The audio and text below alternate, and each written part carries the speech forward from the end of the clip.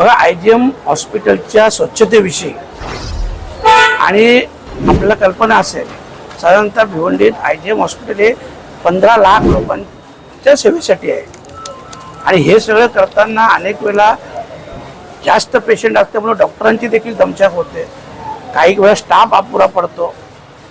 त्याच्यामुळे ह्या सगळ्या गोष्टी आहेत. सगळ्यात महत्त्वाचं, पावसाळा चालू झाला, ड्रेनेज लाईनचा विषय आहे.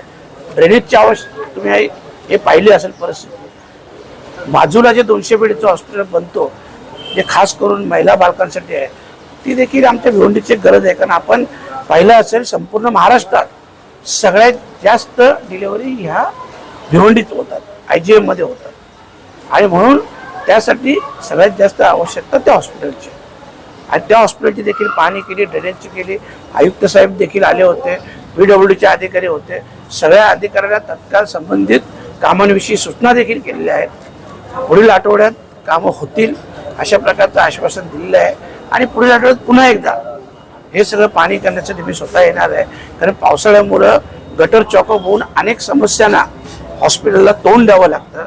त्याच्यामुळं येणाऱ्या पेशंटची देखील गैरसोय होते, डॉक्टरांची देखील गैरसोय होते आणि म्हणून त्या संबंधित ज्या उपाययोजना होतील त्याची पुन्हा एकदा पाहणी केली जाईल.